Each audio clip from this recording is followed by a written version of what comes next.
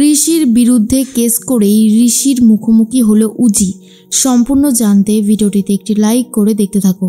গল্পের শুরুতেই আমরা দেখতে পারি নিশা আর উজি সব কিছু শেষ করে দিয়ে চলে এসেছে কলকাতায়।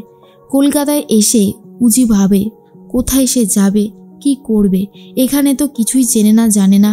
নিশা তখন বলে, আরে তুই চিন্তা করছিস কেন, ভানুকে আমি বলে দিয়েছি, ও একটা বাড়িও ঠিক করে রেখেছে, তুই চল আমার সাথে, একটা জায়গায় তোকে নিয়ে যাব। এরপর উজিকে নিয়ে যায় ব্যানার্জি ভিলার সামনে। ব্যানার্জি ভিলাকে দেখে তো অবাক হয়ে যায় উজি।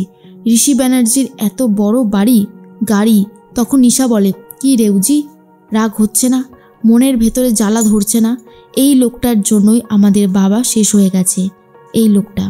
এরপরে একটা গাড়ি চলে আসে, গাড়িটা ভেতরে ঢুকতে চায় আর সেই জন্য গেট খুলে দেয় গেটম্যান। তখনই উজি আর নিশাকে দেখে বলে, এখানে ভিক্ষা টিক্কা দেওয়া হয় না, বেরিয়ে যান। নিশা আর উজি নিজেদের মুখ ঢেকেই এসেছিল। নিশা উজির মুখটাকে ভালো করে ওড়না দিয়ে ঢেকে দেয়। নিশা তখন বলে, দেখেছিস তো কীভাবে আমাদের সাথে ব্যবহার করছে? একটা কথা মনে রাখবি, আমরা কোনোভাবেই ছেড়ে কথা বলবো না, জিততে আমাদেরকে কিন্তু হবেই। বলেছিলাম না ঋষি ব্যানার্জিকে আমি ভিখারি বানিয়ে তবেই ছাড়ব। এর মধ্যেই অনেক বাবুরা তো চলে এসেছে। অনেক বাবু সবার সাথে আলাপ করতে থাকে আর ঠিক সেই মুহূর্তেই নিহারিকা এসে বলে, আপনাদের কথা অনেক শুনেছি, আমি এই পরিবারের ছোট বউ। তার মধ্যেই ঋষির মা সবার সাথে আলাপ পরিচয় করিয়ে দেয়। মেয়ের নাম হচ্ছে পত্রালী। মেয়ে এসেই পায়ে হাত দিয়ে নমস্কার করে ঋষির মায়ের।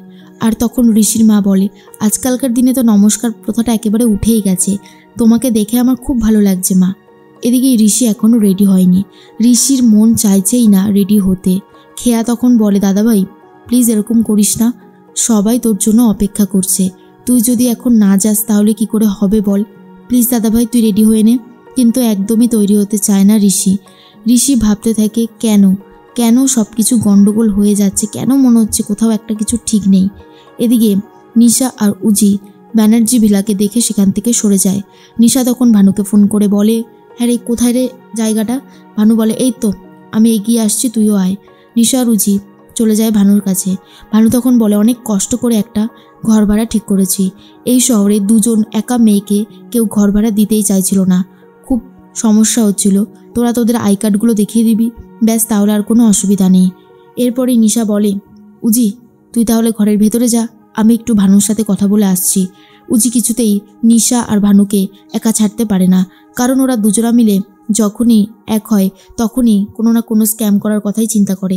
এরপর নিশা উজিকে বলে, তুই যা গিয়ে সবটা সামলা। নিশা জিজ্ঞেস করে, হ্যাঁ রে এখানে কোনো ঝামেলা টামেলা হবে না তো? তখন উজির কথাই বারবার ভাবছিল। ভানু তখন বলে, না না, বাড়িওয়ালি যে আছে সে তোদের বাবা নেই কথাটা শুনে খুব দুঃখে কষ্টে নিজেই ভেঙে পড়েছে, এই ঘরটা ভাড়া দিতে সে একদমই ইচ্ছুক, তুই এসব নিয়ে ভাবিস না। নিশা বলে, আমার জিনিসপত্রগুলো কোথায়, সেগুলো নিয়ে আসার ব্যবস্থা কর, যত তাড়াতাড়ি সম্ভব কাজ শুরু করতে হবে, সামনেই তো দুর্গাপুজো, আর এই পুজোতেই ঋষি ব্যানার্জিকে আমি রাস্তায় বসাবই, যেভাবেই হোক না কেন। ভানু তখন বলে, তুই এত ভাবিস না, তুই মন দিয়ে কাজ কর, তুই কাজ করলে সব কিছু পসিবল। এদিকে ঋষি তো রেডি হতে চাইছেই না। ঋষিকে অনেক বোঝাতে থাকে খেয়া, আর বলে ওরা চলে এসেছে, রেডি না হলে ভালো হবে না। এরপর ঋষিকে রেডি করিয়ে দেয়। তার মাঝখানে দাদু এসে গেছে। দাদু এসে সবার সাথে কথা বলতে থাকে আর বলে, তোমাকে তো আমার খুব পছন্দ হয়েছে, আশা করছি আমার নাতিরও পছন্দ হবে। বলতে বলতে ঋষি চলে এসেছে। ঋষিকে দেখে তো পাত্রী পত্রালী একদম মুগ্ধ, আর ঋষি একবারও পাত্রীর দিকে তাকায় পর্যন্ত না। তখনই ঋষির মা বলে, ঋষি দেখ মেয়েটাকে কত সুন্দর দেখতে, তুই এরকম কেন করছিস? কিন্তু ঋষির তো চোখে ভাসছে অন্য কোনো মেয়ে, যাকে দেখে ঋষি প্রথম থেকেই ফিদা হয়ে গেছে। এরপরেই ঋষি মনে মনে বুঝতে পারে এই বিয়েটা করলে সে সুখী হতে পারবে না, এমনকি যে মেয়েটাকে সে বিয়ে করতে চলেছে সেই মেয়েটাও সুখী হতে পারবে না। তার মধ্যে উজি ঘরে এসে বাবা দাদা মায়ের ছবিটা দেওয়ালে টাঙিয়ে রাখে, আর এটা দেখার পরেই নিশা সমস্ত ছবিগুলো খুলে ফেলে দেয় আর বলে, তোকে বলেছিলাম না এখানে কোনো কিছু প্রুফ করতে যাবি না, এসব কিছু করিস না তুই। তখনই উজি বলে, কেন কেন কিছু করবো না দিদি, তুই কেন এরকম করছিস? আমি এখানে এসেছি একটা সরকারি চাকরির পরীক্ষা দেব, সরকারি চাকরি করব, আইনি মারফতে ঋষি ব্যানার্জিকে জব্দ করব, তুই অন্য কোনো স্ক্যাম করিস না দিদি। তখন নিশা বলে, তুই কত টাকা দিয়ে লড়বি? ওরা সব বড় বড় বিজনেসম্যান, ওদের কাছে অনেক টাকা পয়সা আছে, আদালতে অনেক কেস লড়তে পারবে ওরা, আমরা পারবো না। তুই এসব করার কথা ভাবিস না উজি, তোর জিনিসপত্র তুই সামলা, আমার জিনিসপত্র আমি সামলাচ্ছি। স্ক্যাম করার জন্য যা যা দরকার সব কিছুই নিয়ে চলে এসেছে নিশা। এদিকে ঋষির মুখোমুখি হয় অনেকবাবু আর বলে, আচ্ছা তোমাদের ওই আসানসোলে যে জমিটা নিয়ে কাজ করার কথা, ওখানে তো খুব ঝামেলা হচ্ছে শুনলাম। দুজন মেয়ে থানায় গিয়ে তোমার নামে কি কমপ্লেন করছে, থানা জ্বালিয়ে দেওয়ার হুমকি দিচ্ছে। ভিডিওতে যতটা দেখেছি আর কি, ওদের বাবা নাকি মারা গেছে, হরিপ্রসাদ বাবু মারা গেছে, এটা বিশ্বাসই করতে পারছিল না ঋষি। আর বলে, আপনি কি করে জানলেন এত কথা? তখনই অনিকবাবু বলে, হ্যাঁ খবরে তো বেরিয়েছিল কিছুটা, ভিডিওতে দেখেছি, কেন তুমি জানো না কিছু? ঋষি বলে, না আমি কিছু জানি না। এরপর শঙ্খ, ঐশী, দুর্জয় এরা কোথায় বারবার জিজ্ঞেস করতে থাকে ঋষি। আর ঠিক তখনই ওরা তিনজন চলে এসেছে, আলাপ পরিচয় করতে থাকে।